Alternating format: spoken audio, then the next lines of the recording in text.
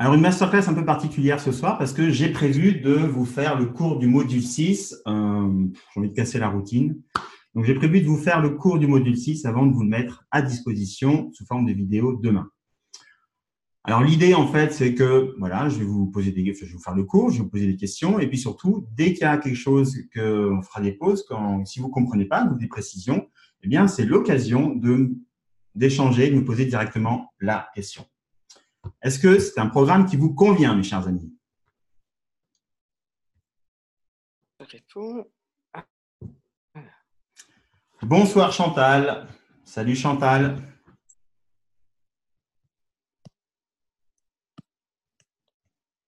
Attends, j'arrive pas à répondre. Eh bien, on va faire comme ça. On va y aller. On va y aller pour le module 6. Alors, le module 6, c'est le module, dans le module 6, vous allez apprendre à faire des demandes. C'est un module hyper important.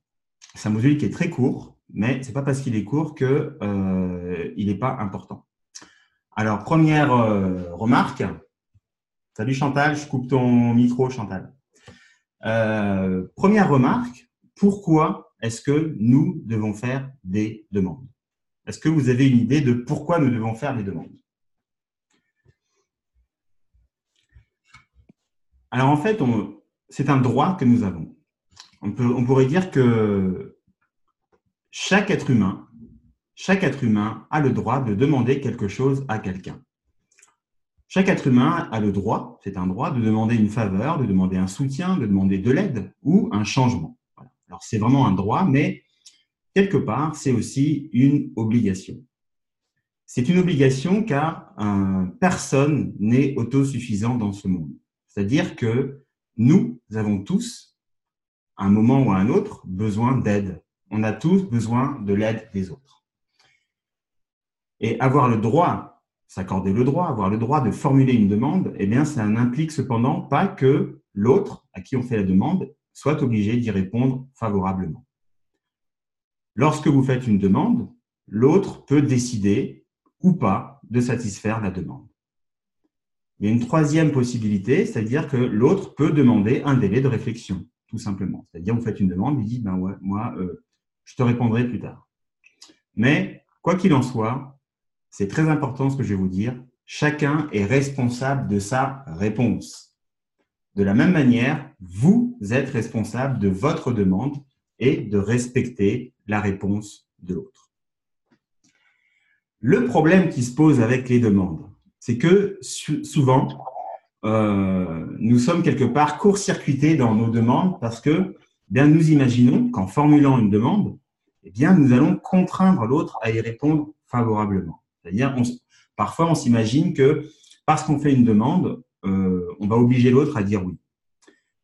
De la même manière, on imagine parfois qu'à partir du moment où bien, nous avons demandé quelque chose, eh bien, c'est évident, il va de soi que l'autre devra y répondre favorablement.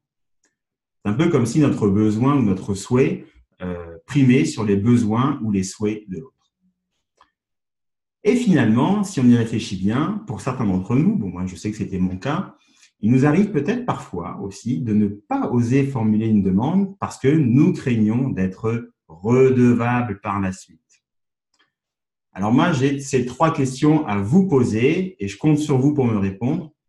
Est-ce que ça vous est déjà arrivé de renoncer à une demande, de renoncer à demander quelque chose à quelqu'un par crainte de le contraindre à dire oui? C'est-à-dire, est-ce que vous êtes déjà dit, si je lui demande ça, eh bien, il sera obligé de le faire ou elle sera obligée de le faire? Est-ce que ça vous est déjà arrivé? Alors, Antoine qui nous dit bonjour, j'ai pas le son. Ben, t'as pas le son, Antoine?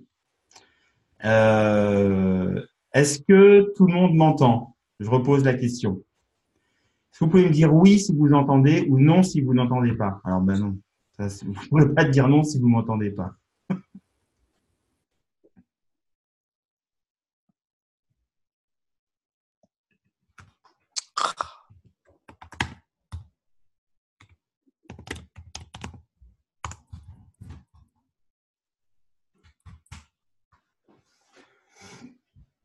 Donc, je pose la question dans le chat. Alors, Karine qui nous dit « Oui, je t'entends ». Ok, donc du coup, Antoine, le problème est chez toi alors.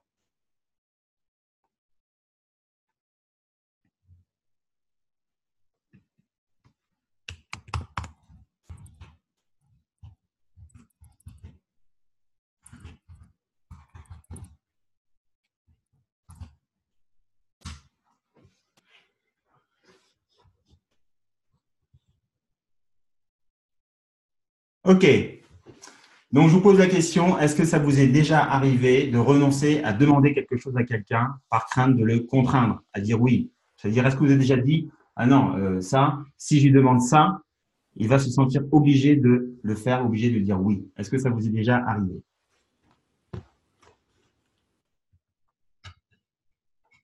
Bien sûr, nous dit Karine. Ok. Est-ce que ça vous est déjà arrivé de vous dire, si je demande quelque chose, c'est que j'en ai besoin et donc je ne peux pas accepter un refus? Est-ce que ça vous est déjà arrivé? Ouais. Est-ce que ça vous est déjà arrivé de dire, si je demande quelque chose à quelqu'un, je lui serai redevable? Oui, nous dit Elisabeth. Alors, vous voyez, en fait, tout ça, c'est ce qu'on appelle des cognitions. Donc, moi, j'ai une question à vous poser. Qu'est-ce que vous pouvez trouver comme contre-argument à la phrase « Si je demande quelque chose à quelqu'un, je lui serai redevable ». Qu'est-ce que vous pouvez trouver comme contre-argument à ça?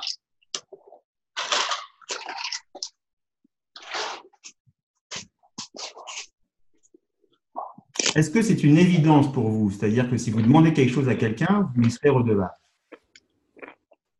Qui a dit ça?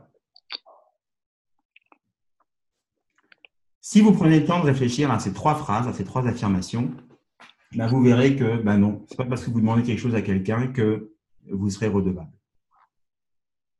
Vous pouvez demander ce que vous voulez, mais quand vous faites votre demande, vous ne dites pas que vous serez redevable de quelque chose. Et la personne qui vous répond ne vous demande pas en retour d'être redevable. C'est vraiment une pensée automatique qu'on peut avoir parfois.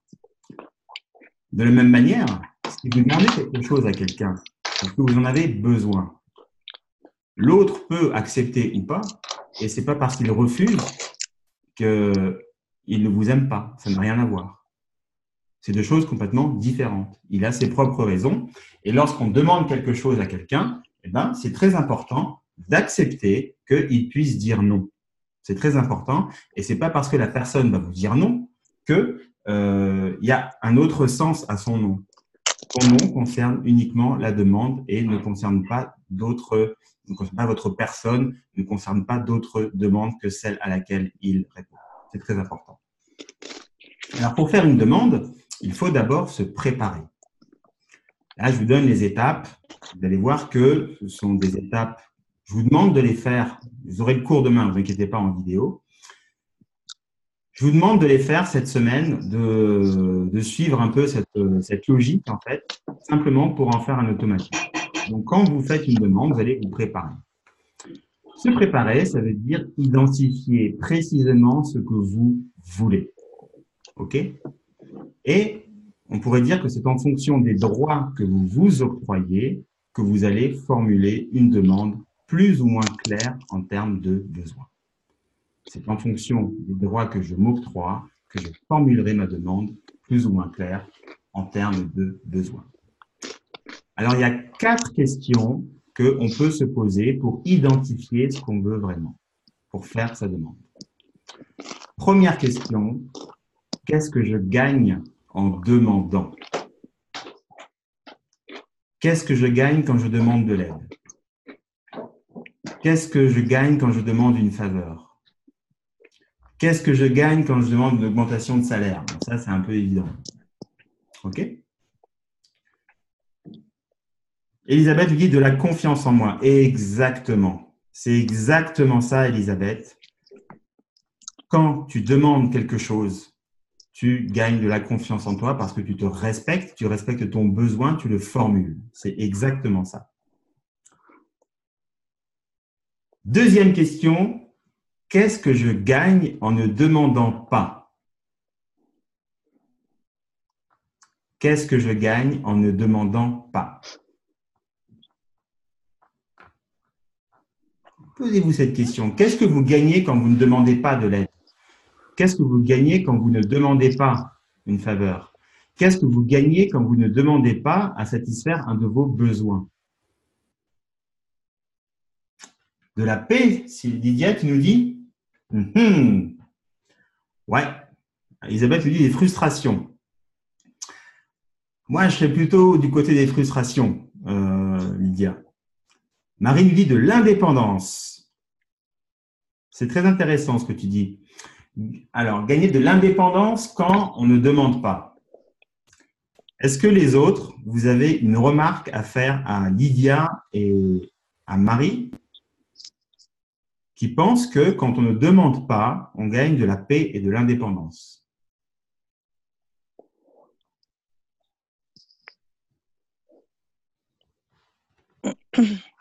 Karine dit « Je suis d'accord ».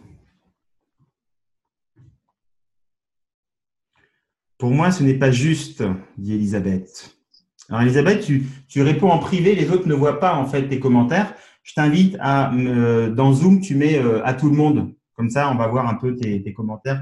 C'est intéressant. Alors, moi, je vais vous donner mon avis. Vous en faites ce que vous voulez. Je pense que quand on ne demande pas une faveur, quand on ne demande pas de l'aide, on se prive de beaucoup de choses. Et ce n'est pas forcément de l'indépendance, à mon avis. Mais c'est mon avis personnel. Quelque part, on se prive même de réussir. Moi, c'est ce que je pense. C'est-à-dire que je vais tout vous dire, j'ai longtemps été quelqu'un qui ne demandait pas d'aide. J'étais très fier, mais en fait, quand j'ai bossé sur moi, j'ai compris que je ne demandais pas de l'aide parce que j'avais peur qu'on me dise non, tout simplement. Et quand j'ai commencé à m'affirmer, que j'ai demandé de l'aide, je peux vous dire que ça a changé énormément de choses. Quand vous osez demander de l'aide, vous avez des gens qui sont ravis de vous aider et vous faites beaucoup plus de choses, vous arrivez à beaucoup plus de choses, vous prenez confiance en vous et souvent, vous avez des bonnes relations avec les gens. C'est vraiment comme ça que ça se passe. Alors moi, ce que je vous demande, et particulièrement à Lydia, particulièrement à Karine et particulièrement à Marie, c'est cette semaine, vous faites des demandes à fond, à fond, à fond, à fond, plein de demandes. Et vous encaisserez des oui, vous encaisserez des non, mais c'est pas grave, vous faites des demandes. Et alors pas dans 15 jours, parce que pendant les vacances, on ne va pas en faire, mais à la prochaine masterclass, vous venez et on en recose cette histoire de demander ou pas de l'aide. Alors, Lydia qui me dit, il y a des gens qui systématiquement répondent à l'inverse de ce qu'on demande. Genre, tu demandes, tu ne l'auras pas, c'est mon expérience. Ouais, Lydia, tu vas tomber sur des gens comme ça, mais c'est pas grave, c'est pas un souci, parce que il y a aussi des gens qui vont t'aider. Et c'est pas parce que certaines personnes ne t'aident pas que quelque part tu dois te priver de J'arrive. parce que si tu fais ça, ça veut dire que ta vie, elle est contrôlée par les gens qui sont ceux que tu viens d'écrire. Hein? Donc, soit tu continues à laisser Ça te gêne pas si j'écoute ça? ta vie et contrôler ton action, ou alors tu dis, on est entre nous, je vais dire un gros mot, what the fuck, et puis là, c'est bon, tu demandes. Et puis tu vas voir qu'au moins, Faudrait manger aussi l'avocat. le seul risque que tu prends quand tu fais une demande, c'est qu'on te dise oui. Parce que finalement, si tu as la croyance que voilà, les gens vont dire non, oh, bah, au pire, voilà, le seul risque que tu prends, c'est que au milieu des non, tu vas avoir un oui ou des oui. Et rien que ce oui, et ces quelques oui que tu vas avoir, tu ne les aurais jamais eus si tu n'avais pas demandé. On entend Chantal.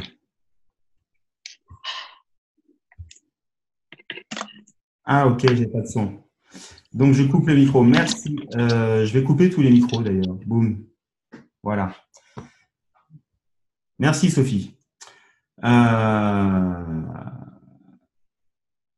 Ok. Donc, ça, c'était ce que je gagne en ne demandant pas. Maintenant, on va poser la question à l'inverse. Qu'est-ce que je perds en ne demandant pas?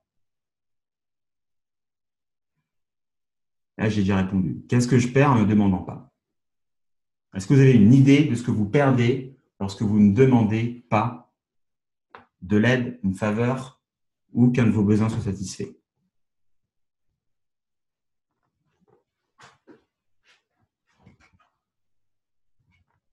qu'est-ce que vous perdez quand vous ne demandez pas? La certitude de ne rien avoir. Ouais, c'est du temps. Marie dit du temps. Je perds du temps quand je ne demande pas. Ouais, tu perds du temps quand tu ne demandes pas. Tu perds la chance aussi tu perds des chances de réussir en ne demandant pas. Tu perds une occasion d'évoluer. Exactement. Tu perds une occasion d'évoluer. Quand tu ne demandes pas, tu perds une occasion de prendre confiance aussi. Tu perds une occasion de réussir. Tu perds une occasion d'obtenir. Tu perds une occasion de recevoir. C'est très important. On remarque aussi souvent que quand on n'ose pas demander, c'est parce qu'on a de la difficulté à recevoir. Sophie nous dit des amis futurs. Exactement. On perd des amis futurs quand on demande. Finalement, ce qu'on perd quand on ne demande pas, c'est on perd la connexion au monde. C'est-à-dire que quelque part, si je n'ose pas demander, ben, je suis plus connecté avec les autres. Et si je suis plus connecté avec les autres, ben après, il faut que j'en assume les conséquences. Et franchement, nous sommes des êtres sociaux. Donc effectivement, on n'est pas obligé de s'entendre avec tout le monde, mais quelque part, de communiquer, ça peut être nourrissant. Donc on perd aussi l'occasion de se nourrir. On perd aussi l'occasion d'obtenir de l'affection, parce que les amis nous donnent de l'affection. Les vrais amis, les amis sincères, bon, quand vous discutez avec eux, c'est super, c'est sympa, on se sent bien parce que on s'échange de l'affection avec des amis sincères. Donc voilà ce qu'on perd, et il y a encore plein de choses. Ah, Sophie qui nous dit, c'est plus facile de donner que de demander. Ouais, c'est peut-être plus confortable, mais tu vas voir que si tu prends la peine, Sophie, de faire cet exercice cette semaine, de faire des demandes, tu vas voir que c'est super agréable de recevoir. C'est ça qui est génial.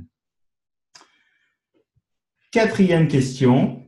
Ouais, tu es une convaincue, je le sais, Sophie, tu es une convaincue. On a eu des échanges, je m'en doute bien, tu es convaincue.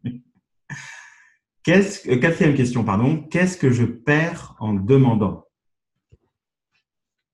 Qu'est-ce que je perds en demandant?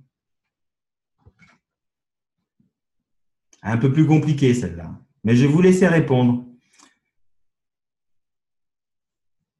Moi, j'ai peur d'essuyer des refus de la part de gens que j'ai beaucoup aidés, nous dit Karine.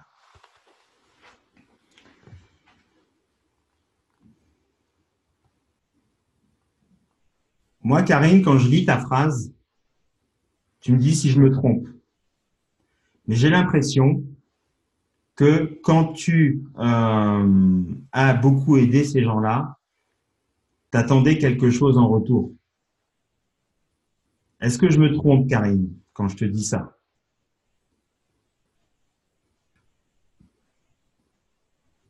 Peut-être. Bon, bah écoute, tu réfléchiras.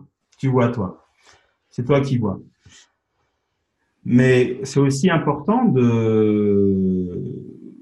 voilà, quand on aide quelqu'un, on le fait de bon cœur et on n'attend rien en retour. Parce que je vais te dire, si jamais c'est ton cas, et c'est pas un souci, hein, je te juge pas quand je dis ça. L'idée, c'est de prendre conscience de nos modes de fonctionnement. Quand on aide quelqu'un ou qu'on donne quelque chose en attendant implicitement un retour, c'est une forme de manipulation. OK? Parce que, voilà, il y a une forme de contrat tacite qui est fait. Et ça, c'est très important de lâcher ça. Et tu vas voir que quand tu fais ça, c'est beaucoup plus confortable. Bon, après, et en général, quand on lâche ça, on reçoit beaucoup après en échange. Parce que, bon, moi, je ne vais pas rentrer dans les convictions religieuses ou autres, peu importe, on n'est pas là pour ça. Mais ce qu'il faut savoir, c'est que, moi, en tout cas, c'est ma conviction, c'est que plus vous allez donner sans attendre de retour, plus vous allez recevoir. Mais c'est comme ça que je vois les choses. Donc, qu'est-ce que je perds en demandant? Sophie nous dit ma solitude. Ouais, exactement. Tu perds ta solitude. Excellent. Alors, se préparer à faire une demande, donc identifier ce que vous voulez, donc ça, on vient de le voir, mais c'est aussi accepter, je le redis parce que c'est important, que ce soit oui ou non. C'est-à-dire respecter le droit au refus de l'autre, eh bien, c'est tout simplement ne pas prendre une réponse négative comme un affront personnel. Hein, ça, c'est hyper important. Voilà. C'est pas parce qu'on vous dit non qu'on vous fait un affront. Beaucoup de gens qui manquent de confiance prennent un non comme un affront personnel. Et c'est ce qui fait qu'aussi, nous, parfois, on va avoir du mal, on le verra plus tard, à refuser. Mais non, si je dis non, je ne fais pas un affront, je dis non à cette demande. Point. Bah. Lydia qui nous dit « Ça va mieux, mais j'ai longtemps souffert d'extrême timidité. J'ai donc peur de rougir quand l'attention est sur moi. » Alors Lydia, je lis pardon, ton commentaire, parce que tu me l'as envoyé en mode privé, et je t'invite à mettre dans le chat à tout le monde pour que tout le monde puisse profiter de tes commentaires. Donc, tu as longtemps souffert d'une extrême timidité. Je te comprends, parce que c'était mon cas aussi. Et tu as peur de rougir quand l'attention est sur toi. Alors, moi, j'ai juste envie de te poser une question, Lydia. Est-ce que c'est grave si tu rougis?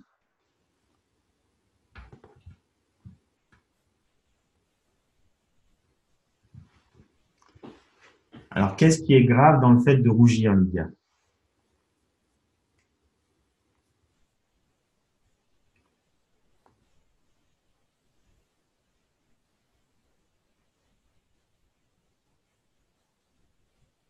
Ça fait rire et on me le fait savoir. D'accord. Du coup, c'est pire. Exactement. Alors, ça, c'est... Voilà. Lydia, on peut faire un peu de thérapie, t'es d'accord? Ok. Alors, merci. Donc, rougir. Rougir, c'est quoi? Le rouge, quand on rougit, c'est le signe d'une émotion. Ok? Je te pose la question spontanément, Lydia. Quand tu rougis, l'émotion qui est derrière, c'est quoi? Tu réfléchis pas, tu me dis ce que c'est. Peur, tristesse, colère. Tu choisis quoi? Peur, exactement. Et donc, le rougir, c'est le signe qu'il y a une peur. Mais, Lydia, sache que, donc ça, c'est un signe physique, ça se voit, exactement. Mais de toute façon, si tu as peur, ton corps dégage la peur et l'environnement le sent, que tu rougisses ou pas. Et en fait, comme il le sent, de toute façon, il va te mettre encore plus dans la peur et c'est pour ça que les gens rigolent autour. C'est un processus inconscient. Donc, si tu veux sortir de ça, et je sais que tu as prévu de le faire puisque tu veux venir au séminaire, c'est que cette peur, il faut la libérer. Mais cette peur, elle a une origine. Et là, je vais vous dire un truc, c'est une masterclass, donc on peut y aller. On est ici dans un module un peu plus avancé. Si vous avez des difficultés à demander, si vous avez des difficultés à parler en public, c'est que tout ça, le public, les gens à qui vous demandez, en fait, ils ont, derrière ces gens-là, il y a votre famille d'origine. Père, mère, frère, sœur. C'est comme ça. Donc, ça veut dire qu'il y a des problèmes avec votre famille d'origine que vous n'avez pas réglés. Et c'est ça qui se rejoue quand vous faites des demandes. C'est ça qui se rejoue quand vous parlez en public. Donc, de vous taire, de ne pas demander, effectivement, c'est confortable parce qu'au moins, vous n'allez pas, vous exposez pas et tout ça. Mais par contre, comme vous l'avez constaté, vous perdez plein de choses, en fait, en ne demandant pas. Donc, cette peur, honnêtement, ça sert à rien. Si tu fais rien d'autre que faire des demandes, ça va évoluer un petit peu, mais ça va pas se guérir complètement. Là, effectivement, dans ce cas-là, faut se faire accompagner par un thérapeute près de chez vous pour libérer cette peur, parce que elle sera toujours là. Ça, effectivement, c'est comme ça. Mais tu peux aussi te dire, ok, j'ai peur. Et alors? Donc, évidemment, tu vas quand même faire des demandes. Par contre, si tu fais ça, je te déconseille de le faire dans le milieu professionnel. Parce que dans le milieu professionnel, effectivement, il y a des enjeux qui sont financiers et tout, donc on va éviter. Mais si tu le fais dans des milieux, on va dire, je sais pas moi, dans un magasin, enfin là où il n'y a pas de risque, où tu vas pas revoir les gens, tu vas quand même constater une évolution. Je sais que c'est pas facile à faire parce que la peur, c'est probablement l'émotion qui est la plus difficile à dépasser. Mais prends-le comme un jeu, en fait. Prends-le comme un jeu. Les relations humaines, c'est un jeu, en fait. Et c'est vraiment en dédramatisant tout ça que tu vas pouvoir avancer. Donc moi, je te lance un challenge, Lydia, c'est que tu vas faire des demandes dans des milieux où tu vas pas prendre beaucoup de risques. Est-ce que tu es OK avec ça? OK, super. Voilà, tu prends pas beaucoup de risques, mais tu fais des demandes et tu viens nous dire là dans 15 jours, 3 semaines comment ça évolue. Alors justement, je vous demande de faire des demandes, mais comment est-ce qu'on fait une demande? Alors une demande, les caractéristiques d'une demande, il y en a 3. C'est clair, elle doit être claire la demande, elle doit être brève et elle doit être directe. C'est-à-dire que on va pas commencer à se justifier ou à s'excuser. Excuse-moi, je voudrais. Non, pas de justification, pas d'excuse. Si vous le souhaitez, vous pouvez donner une explication éventuellement. Mais la demande doit être claire, brève, directe. C'est très important. Cette demande, vous devez également l'exprimer d'une manière positive. Par exemple, vous allez dire « j'ai besoin de ton aide ». Vous ne direz pas « oh, je n'y arriverai jamais sans toi ». Est-ce que vous voyez la différence? Vous l'exprimez de manière positive, de manière affirmative. « J'ai besoin de ton aide ». Pas de négation dans la demande. Éventuellement, vous pouvez dire quelque chose comme je suis d'autant plus ennuyé de vous demander cela que l'on se connaît peu. C'est-à-dire, vous mettez un petit peu d'huile, quoi. Est-ce que c'est clair pour vous? Clair, direct et bref.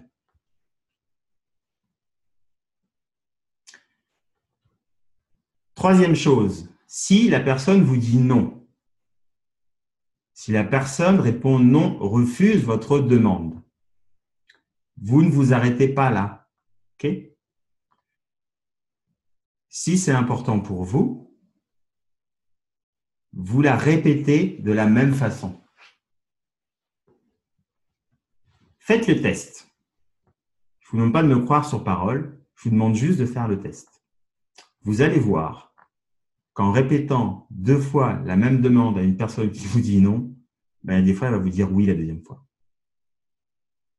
Et ce ne sera pas un oui forcé. C'est parce que en répétant la demande une deuxième fois de la même façon, sans varier, la personne va comprendre que pour vous, c'est important.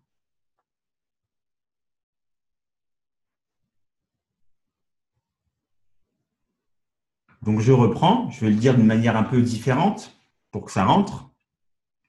Formuler une demande de manière affirmée, on va dire, nécessite de respecter certaines règles. Votre demande doit être claire, donc de la clarté dans la règle, dans la demande, pardon. Vous devez l'assumer, votre demande. Elle doit être brève. Vous devez accepter également oui ou non. Et vous devez vous impliquer dans la demande. Vous impliquer dans la demande. Alors, qu'est-ce que j'entends par clarté? C'est-à-dire que il est impératif que vous utilisiez un langage clair et direct pour formuler votre demande.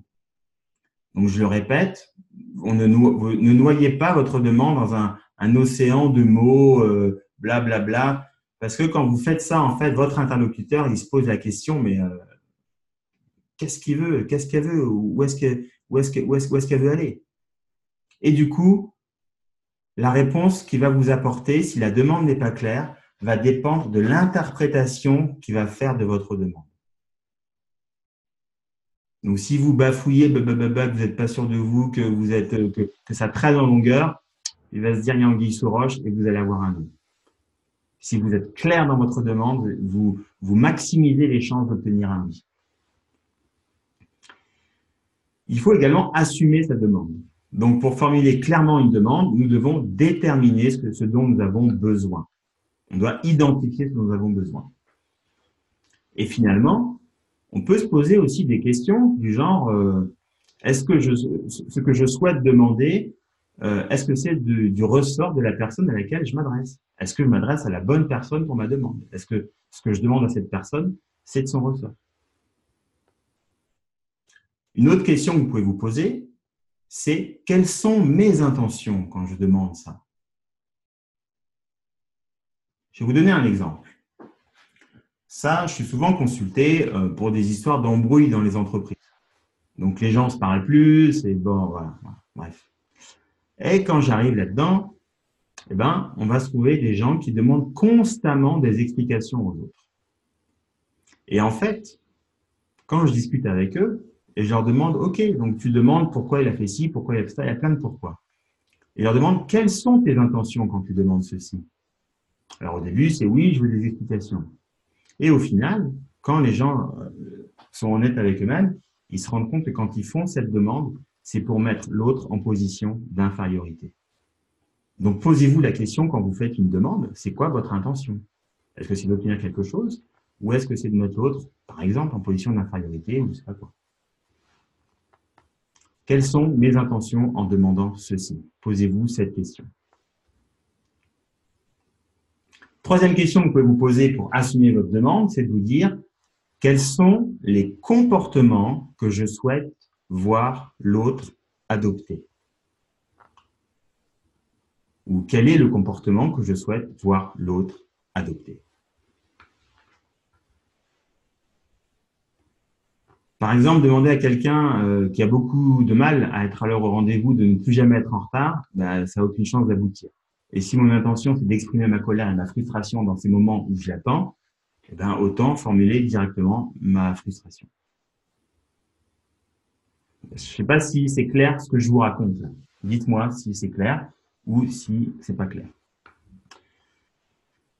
Quand je vous dis qu'une demande doit être brève, c'est-à-dire que vous devez faire une seule demande à la fois, ok? On formule au maximum une demande à la fois. Parce que si vous formulez un maximum de demandes en un minimum de temps, eh bien, c'est le meilleur moyen de n'en voir satisfaire aucune.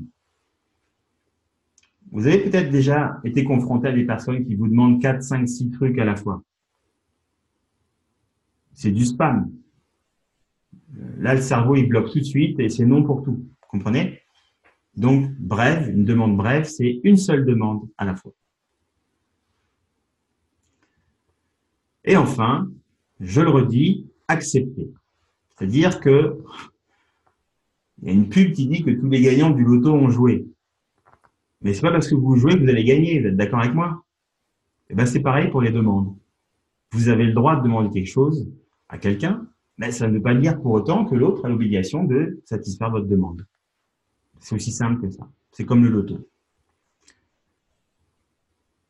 Enfin, quand vous faites une demande, impliquez-vous. Alors, qu'est-ce que ça veut dire de s'impliquer dans une demande? C'est-à-dire que les demandes universelles, elles n'existent pas. Vous savez, quand on entend par exemple des trucs du genre les employés ne doivent faire des heures supplémentaires. Non, ça, personne n'a dit. Enfin voilà, c'est ce qu'on appelle une demande universelle. Et non, les employés ne doivent pas faire des heures supplémentaires. De la même manière, les maris ne doivent pas faire la vaisselle. Les enfants ne doivent pas se tenir tranquilles à l'école et ainsi de suite. Ça, c'est une demande universelle. Par contre, nous pouvons demander en tant qu'individu, avec des besoins spécifiques, dans un contexte spécifique, à chacune de ces personnes de nous rendre un service, de nous apporter de l'aide ou de respecter une règle qui va favoriser le bien-être de tous dans la famille. Donc, une demande est toujours personnelle. Elle est donc exprimée par un « je ».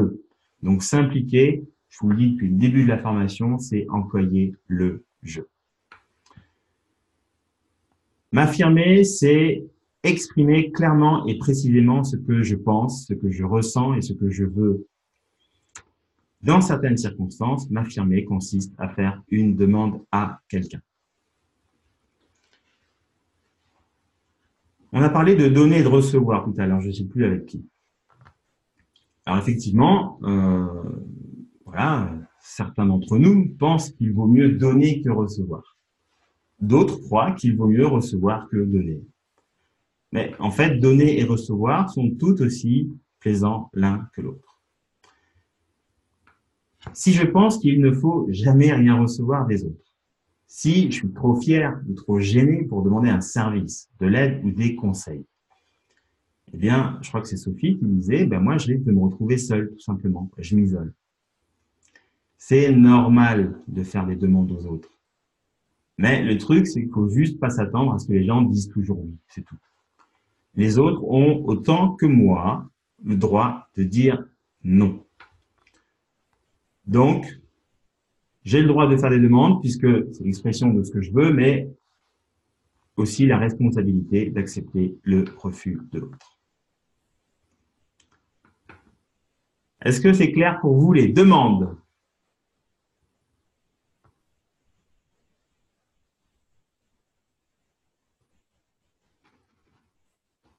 Karine qui nous dit, j'ai une collègue qui sent très fort la transpiration. Je vais demander de veiller à son hygiène car c'était dérangeant. Elle n'a pas senti pendant une semaine et c'est reparti. Dois-je répéter ma demande? Absolument, Karine. Je vais te donner un truc parce que ça m'est arrivé dans une entreprise dans laquelle je bossais.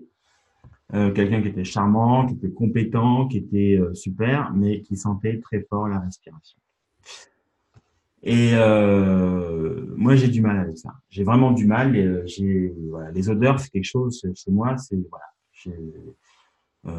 Je sais pas si vous êtes à table, mais moi, je suis du genre, je sens du vomi, je vomis, quoi. Je pensais pas que j'irais un truc comme ça dans une masterclass un jour. Enfin bref, tout ça pour vous dire que les odeurs, et moi, je suis comme toi, Karine, c'est chaud, quoi. J'arrive pas. Donc en fait, j'ai pris cette personne à part et puis je lui ai dit, écoute, je vais te dire quelque chose. J'aimerais que si ça m'arrive, quelqu'un vienne me le dire. Tu vois, j'ai commencé comme ça. Parce que c'est vrai en plus. Si moi un jour je sens mauvais, j'aimerais bien qu'on vienne me le dire, quoi. Et j'ai commencé comme ça. Et je lui ai dit, tu vois, quand euh, t'es compétente et tout ça, mais cette odeur qu'il y a, ça me dérange, ça me dérange très fortement. Et du coup, en fait, ça impacte sur mon travail. Donc, ce que je te demande, s'il te plaît, c'est de faire en sorte que il y ait plus cette odeur. Et ce que je te demande aussi, c'est que si un jour ça m'arrive, ou si un jour j'ai un bout de salade coincé dans les dents, eh ben que tu viennes me le dire, ça me fera plaisir. Et tu sais quoi? En fait, c'est devenu un pote. Et, et voilà. Et en fait, si j'étais, et en fait, ça m'énervait tellement cette odeur que le gars commençait vraiment à me gonfler, quoi. Alors que c'est quelqu'un de charmant et tout ça. Et donc du coup, après, bon, bah, il y a plus ce problème. Et puis voilà. Mais il y a une façon de le dire, si tu veux, d'amener la chose, de dédramatiser. Et puis le truc de dire, tu sais, si ça m'arrive, j'aimerais que tu viennes me le dire, quoi. C'est un truc qui permet de désamorcer, si tu veux, facilement la situation et ça passe bien. Lydia qui nous dit pareil pour moi. Alors, je sais pas si tu parlais du vomi ou pas. Est-ce que c'est clair pour vous, les amis, les demandes? Oui, mais le dire une deuxième fois. Bah oui, le dire une deuxième fois, écoute, si elle pue ou il pue, qu'est-ce que tu veux que je te dise, Karine? Tu vas pas subir ça. Et puis une troisième, s'il continue, j'ai envie de te dire. Ah oui, les odeurs en général, tu dis, ah, ben moi c'est pareil. Moi, les odeurs, c'est compliqué. Oui, Karine, je te confirme qu'une deuxième fois, oui, parce que le cas se pose. Donc, et à la limite, tu n'as même pas besoin de varier, tu vois. Je vais en profiter pour vous parler de la technique du disque brisé. C'est une technique qui va pouvoir te servir. Karine, personne ne le dit toujours à moi d'aller au front. C'est pas au front, Karine, c'est que tu te respectes. Et si les autres se respectent pas, c'est leur problème. Mais toi, au moins, tu te respectes. Et ça, c'est important. Karine, pour toi, ce soir, pour tout le monde, la technique du disque brisé. Et ça, c'est une technique qui a été mise au point par un gars qui s'appelle Zeb van der Erck. C'est un médecin, un docteur hongrois ou tchèque, bref, peu importe, on s'en fiche. C'est une technique qu'on utilise pour apprendre à s'exprimer de façon persistante et calme. Elle est très simple, c'est la technique du disque brisé. Cette technique vise à nous apprendre à être persistant dans l'expression d'une idée. Ça peut être une demande, ça peut être un refus aussi, on verra ça dans le prochain module. Cette technique nous apprend à être persistant dans l'expression aussi d'un sentiment, d'un besoin, et à ignorer tous les éléments secondaires et à ne pas s'éloigner du point que nous voulons exprimer. C'est une technique qui permet d'éviter d'être manipulé et d'être éloigné de nos besoins et sentiments et d'amener l'autre à nous entendre. Cette technique, c'est simplement, Karine, pour toi, c'est que tu vas juste répéter mot pour mot ce que tu lui as dit la première fois. C'est pas la peine de varier. Tu comprends? On a souvent dans l'idée que quand on doit répéter des choses, on doit changer des mots. Ben non. Tu fais comme Zev Wanderer, disque brisé. Tu répètes la même chose une fois. Il te raconte blablabla. Tu répètes la même chose 2 fois, sans rien varier. Tu veux bien le faire, Karine, et tu viens nous raconter comment ça s'est passé. Ok. Ouais. Fais-le, tu vas voir. Tu lui fais calmement. Tu lui dis la même chose. C'est pas la peine de lui dire, je te l'ai déjà dit la dernière fois. Non, non, oublie ça, parce que quand tu fais ça, tu l'agresses, le gars, ou la nana. Tu lui dis la même chose. Ouais, tu me diras. Ouais, ouais. Et voilà. Donc, tu dis rien d'autre, tu dis exactement la même chose et tu vas voir. Elisabeth, je pensais qu'il fallait changer ces mots. Surtout pas, Elisabeth. Surtout pas. Tu gardes les mêmes mots. C'est d'un confort. Oh là là. Un vrai truc de feignant, tu vois. Et ça marche super bien. Disque rayé plutôt que brisé. Oui, les deux sont, c'est la même chose, exactement. Disque rayé aussi. Ouais, ouais, disque rayé, ça me va très bien. Karine, moi aussi, et durcir le ton. Mais non, t'as aucune raison de durcir le ton. Parce que si tu durcis le ton, tu rentres dans une escalade, tu vois. Et l'autre, il se sent braqué. Calme, tranquille, paisible, souple, toujours. Et tu dis la même chose. C'est confortable. Du coup, t'as pas à te prendre la tête. Qu'est-ce que je vais dire? Non. Et en fait, je crois que le maximum que je l'ai fait, c'est 4 fois. 4 fois la même chose. Et surtout, prenez-le comme un jeu. Tu lui dis une première fois, il te dit blabla.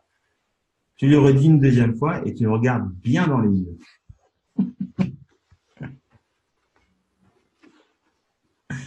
Tu regardes bien dans les yeux et tu vas voir, c'est magique. Donc, Karine, tu nous dis quoi, point d'exclamation? Je ne comprends pas ce que tu me dis. Précise. Désespérant? Bah bon, qu'est-ce qu'il désespère comme ça?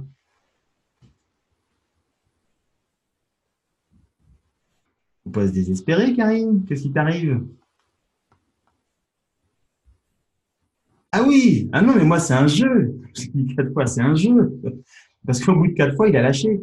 Parce que, en fait, l'autre en face, ils sont obligés de varier et toi, tu varies pas. Donc, tu veux, t'inverses le rôle. Tu comprends? C'est-à-dire que c'est l'autre qui est en panique, en fait, parce qu'il essaie de te manipuler ou il essaie de te baratiner et c'est lui qui se met en panique. Quand il voit que tu changes pas, que tu varies pas, qu'il peut plus te manipuler, bon, bah, il arrête et puis il va faire ça avec d'autres et puis toi, tu n'as jamais été agressé. Euh, Elisabeth, je suis agressé quotidiennement sur YouTube. Alors peut-être pas quotidiennement, mais si, je suis souvent agressé, ouais. Bah tu sais, avec YouTube, oui, je suis agressé, hein. Mais je m'en fous complètement. Enfin, tu vois, c'est pas un problème. Quand tu t'exposes, ça va avec. C'est-à-dire que sur le lot des gens, tu vas trouver des gens qui vont t'agresser. Mais quand toi, tu es tranquille avec toi-même, que tu sais où tu vas, bon, ben, surtout, tu sais que ces gens-là qui t'agressent, c'est eux qui ont un problème. Moi, je suis cool. Par contre, non, alors dans la rue, physiquement, tout ça, non. Bon, enfin, tu sais, je pèse 92 kilos, donc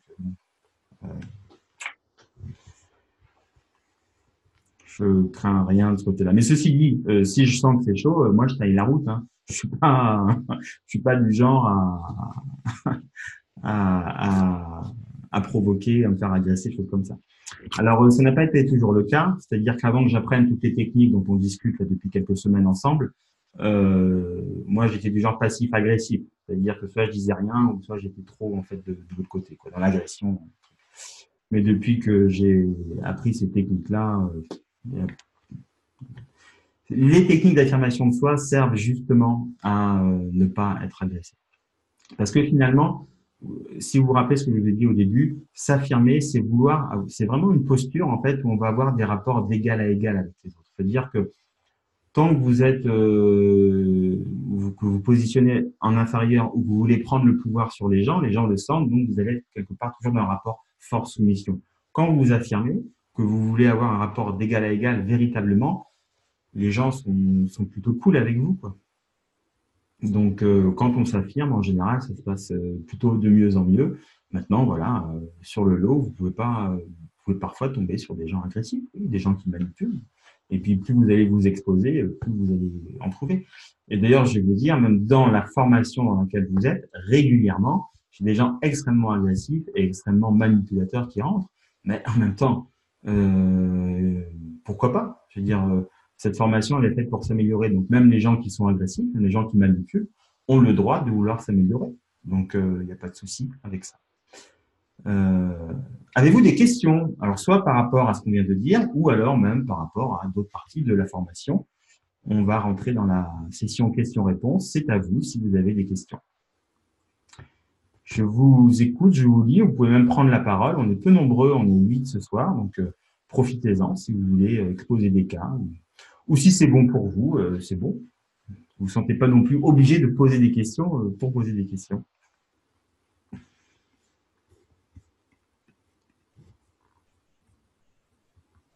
J'ai beaucoup parlé ce soir. Hein.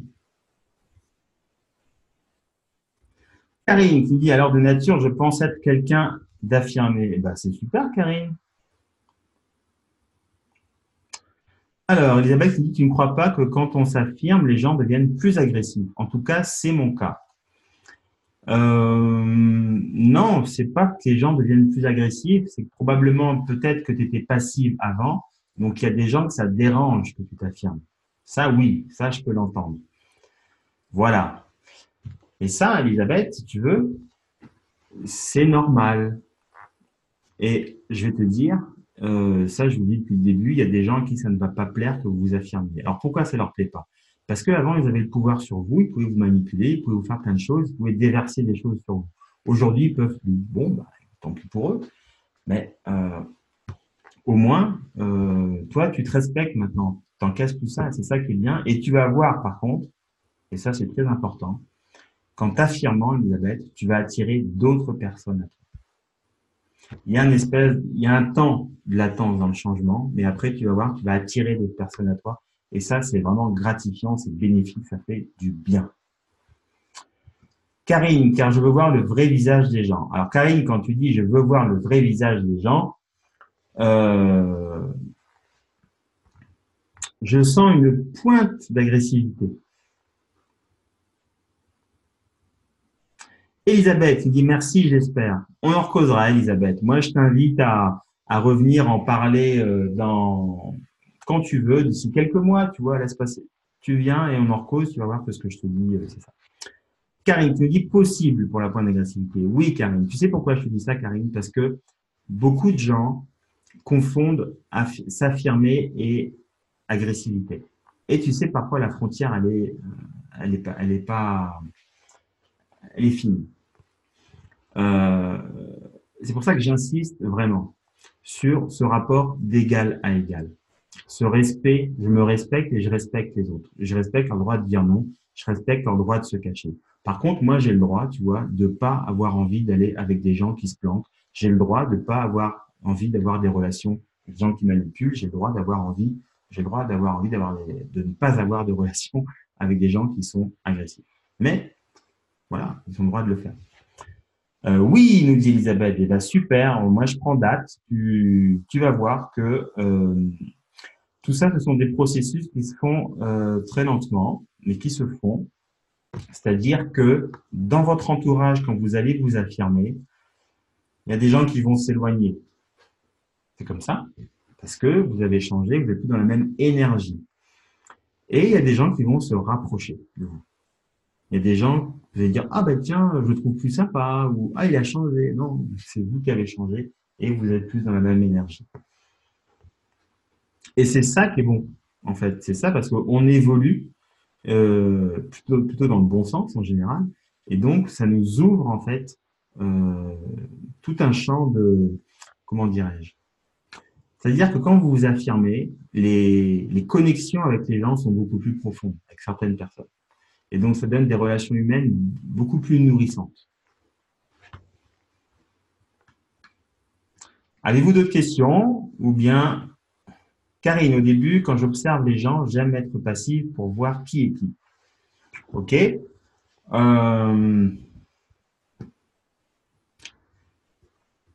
Moi, quand je dis ça, Karine, je vois un manque de confiance en toi. Tu vois? Et c'est pas une critique, hein. Je constate. Tu vas voir que quand tu vas t'affirmer, tu vas plus te poser la question qui est qui, est-ce que c'est, je sais pas quoi, un pervers narcissique, un ceci, un cela. On met plus les gens dans les cases. Parce que quand c'est devenu un réflexe, on se comporte de la même manière avec tout le monde. Donc, on n'a plus cette peur de, voilà, c'est vraiment ça.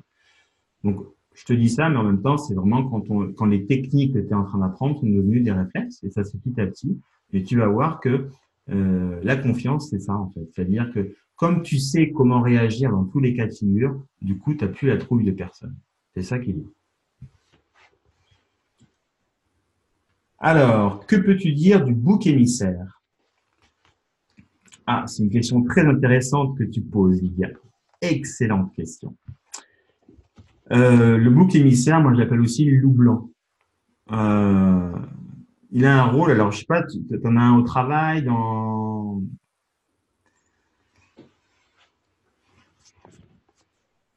Ouais, au travail, ok. Parce qu'on le trouve aussi dans les familles. On trouve aussi souvent dans les familles, tu as un enfant qui sert de bouc émissaire. Alors, le bouc émissaire, euh, en fonction de ce qui se passe dans le travail, moi je vois plutôt dans les familles. Pour ça, je préfère t'en parler dans les familles. Dans une famille, quand il y a un enfant qui est bouc émissaire, à quoi il sert? C'est le cas de le dire. Euh, mais je pense que c'est pareil au travail. Quand tu as un bouc émissaire quelque part et que tout le monde voilà, est sur lui, qu'est-ce que les gens ne font pas pendant ce temps-là? Pendant qu'ils sont sur le bouc émissaire, qu'est-ce qu'ils ne font pas? Ben, je vais te répondre. Ce qu'ils ne font pas quand ils sont sur le bouc émissaire, c'est qu'ils ne s'occupent pas des vrais problèmes. Donc le bouc émissaire, il sert à masquer les vrais problèmes. Les gens s'en servent pour masquer les vrais problèmes et lui, il accepte ce rôle. Dans les familles, je le vois très souvent. Quand je fais de la thérapie familiale, on me mène un enfant, c'est le bouc émissaire, il centre de l'attention, tout le monde est sur lui. Et en fait, pendant que tout le monde est sur cet enfant, eh ben, les parents ne se séparent pas, parce que souvent, c'est des parents qui ne s'entendent pas. Et le fait que l'enfant attire l'attention fait qu'ils restent ensemble. Donc, cet enfant sert à ça. Donc, dans une entreprise, le bouc émissaire va servir en fait à créer la cohésion des autres autour de lui. Et du coup, eh ben, on va pas régler les vrais problèmes qu'il y aurait, parce que si le jour où il n'y a plus de bouc émissaire, là, les vrais problèmes vont apparaître. Est-ce que ça te parle, Lydia, ce que je raconte dans ton entreprise? Eh bien, je t'en prie, avec plaisir. C'est toi le bouc émissaire, Lydia?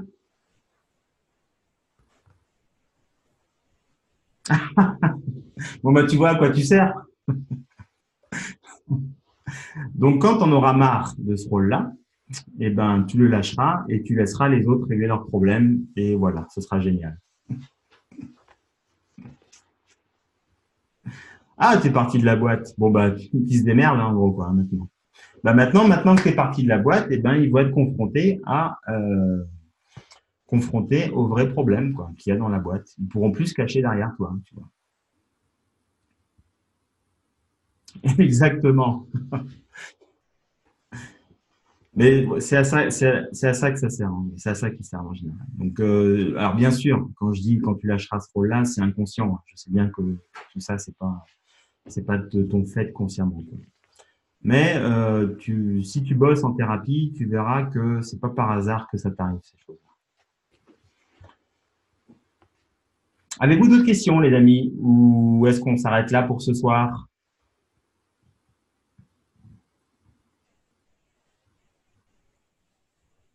Bon, j'ai l'impression qu'on s'arrête là pour ce soir. Eh ben, on s'arrête là pour ce soir. Merci à tous de votre présence. Merci, merci, merci. Je t'en prie, Elisabeth. Eh ben, je vous souhaite une bonne soirée. Je vous souhaite d'excellentes fêtes de Noël. Amusez-vous pendant les fêtes de Noël.